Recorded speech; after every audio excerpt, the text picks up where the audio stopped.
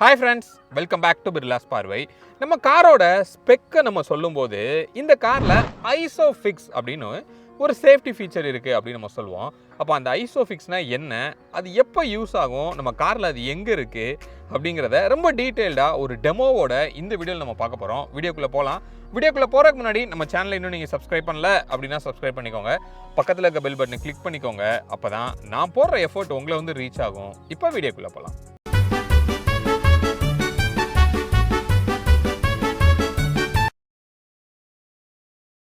Friends, இந்த Isofix அப்படிங்கிறது ஒரு சேஃப்டிக்கு ரிலேட்டடான ஒரு ஃபீச்சர் அப்படின்னு நம்ம சொல்கிறோம். இப்போ சேஃப்டி அப்படின்னு வரும்போது எப்போ இது யூஸ் ஆகும் அப்படின்னா, உங்கள் வண்டியில் ஒரு குழந்தைய நீங்கள் கூட்டு போகிறீங்க அப்படின்னா இந்த ஐசோஃபிக்ஸ் அப்படிங்கிறது ஒரு தேவையான ஒரு ஃபீச்சராக இருக்கும். ஏன் சொல்கிறேன் அப்படின்னா, இப்போ நம்ம காருக்கு வந்து என்கேப் சேஃப்டி ரேட்டிங் அப்படின்னு ஒரு விஷயம் இருக்குது அப்படிங்கிறது உங்களுக்கு தெரியும். அதில் ஒரு கார் வந்து 5 ஸ்டார் ரேட்டிங் அப்படின்னு நம்ம சொல்கிறோம் அப்படின்னா, அந்த 5 ஸ்டார் ரேட்டை நம்ம அடல்ட்டுக்குரிய ரேட்டட் தான் வந்து நம்ம அந்த காரோட ரேட்டிங்காகவே நம்ம சொல்கிறோம். ஆக்சுவலாக என்கேப்பில் 2 ரேட்டிங் உங்களுக்கு கொடுப்பாங்க. ஒன்று அடல்ட்டு, இன்னொன்று வந்து சைல்டு அப்படின்னு ஒரு ரேட்டிங் இருக்கும். இப்போ உதாரணத்துக்கு டாட்டாவோட நெக்ஸான் நீங்கள் எடுத்துட்டீங்க அப்படின்னா 5 ஸ்டார் ரேட்டட் கார் அப்படின்னு நம்ம சொல்கிறோம். பட் அது வந்து அடல்ட்டோட ரேட்டிங் தான் 5 ஸ்டார்.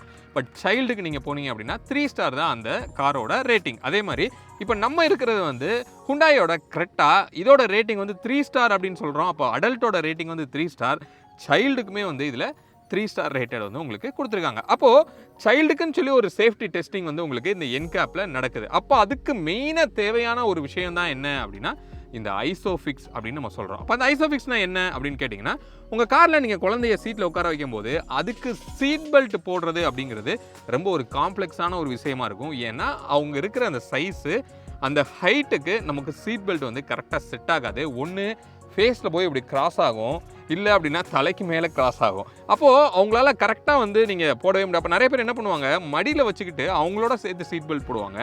அதுவுமே வந்து கண்டிப்பாக ரிஸ்க்கான ஒரு விஷயந்தான். அதனால தான் சொல்கிறோம், நீங்கள் காரில் டிரைவிங் போகும்போது ஃப்ரண்ட்டில் கோ பேசஞ்சர் சீட்டில் உங்கள் குழந்தைய மடியில் வச்சுக்கிட்டு நீங்கள் ட்ராவல் பண்ணாதீங்க.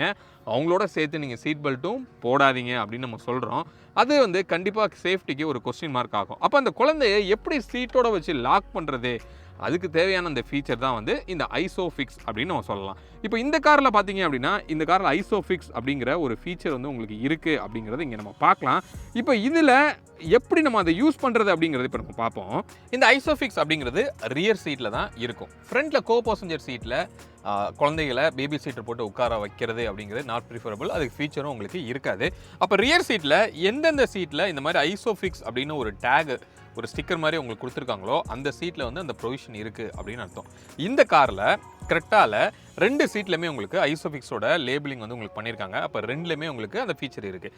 அப்படியே அந்த லேபிளுக்கு கீழே வந்தோம் அப்படின்னா, நம்ம கையை உள்ளே விட்டு பார்க்கும்போது ஒரு ஆங்கிள் வந்து ஒரு யூ ஆங்கிள் மாதிரி ஒன்று வந்து உங்களுக்கு கண் தெரியும் நீங்கள் டச் பண்ணி பார்க்கும்போது. பட் வெளியில் வந்து பெருசாக அது தெரியலை. அப்போது இந்த யூ ஆங்கிளில் தான் நம்ம என்ன பண்ண போகிறோம் அப்படின்னா அந்த பேபி சீட்டரை வந்து ஃபிக்ஸ் பண்ண போகிறோம்.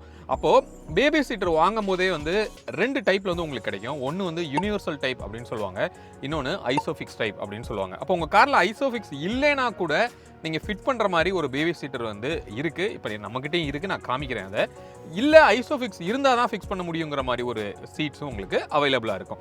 பட் ஐசோஃபிக்ஸ் இருக்கிற சீட் வாங்கினீங்கன்னா எந்த காரில் வேணாலும் நீங்கள் போட்டுக்க முடியும். அதில் வந்து 2 ரெயில் மாதிரி உங்களுக்கு கொடுத்துருப்பாங்க.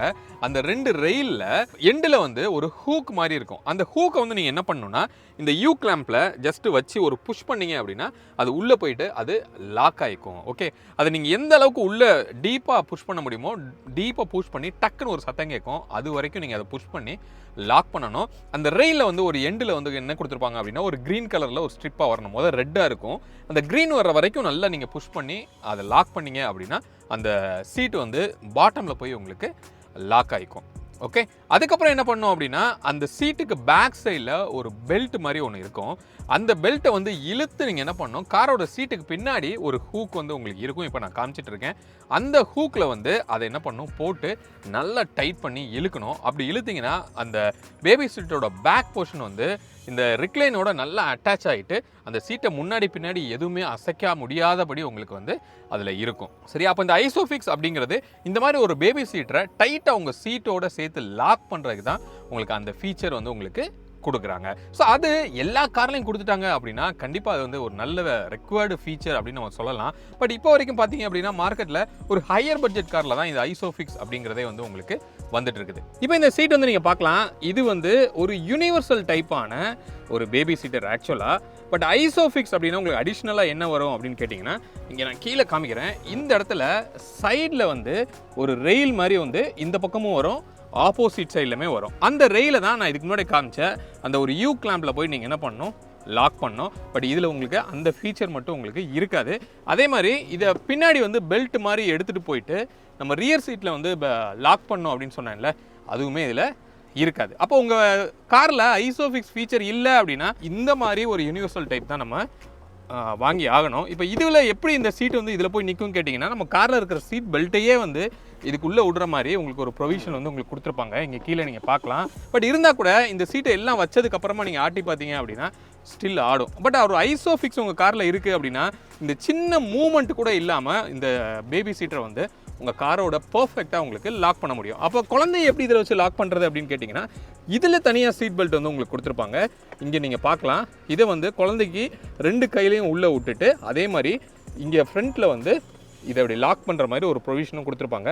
அப்போ குழந்தை வந்து இந்த பக்கமும் நகராதபடி நீட்டாக இந்த சீட்டில் வந்து உங்களுக்கு லாக் ஆயிரும். ஓகே, இப்படி பண்ணி தான் என்கேப் ரேட்டில் வந்து என்ன பண்ணுறாங்க, ஒரு மாடலை பேபி மாதிரி உட்கார வச்சு அந்த டெஸ்டிங் வந்து உங்களுக்கு பண்ணுறாங்க. அப்போ தான் வந்து அந்த 3 ஸ்டாரு அந்த 5 ஸ்டாரு அப்படிங்கிற விஷயம்லாம் சைல்டுக்கு அப்படின்னு சொல்லி உங்களுக்கு கிடைக்குது. ஸோ இப்போ உங்களுக்கு புரிஞ்சிருக்கும்னு நினைக்கிறேன். இந்த ஐசோஃபிக்ஸ்னால் என்ன, அது எப்படி நம்ம காரில் வந்து யூஸ் ஆகும் அப்படிங்கிற ஒரு ஃபுல் டீட்டெயில் உங்களுக்கு கிடைச்சிருக்கும் அப்படின்னு நான் நம்புகிறேன். மீண்டும் அடுத்த வேறு ஒரு வீடியோவில் உங்களை வந்து நான் சந்திக்கிறேன். அது வரைக்கும் உங்களிடமிருந்து விடைபெறுவது உங்கள் பிர்லா. பை.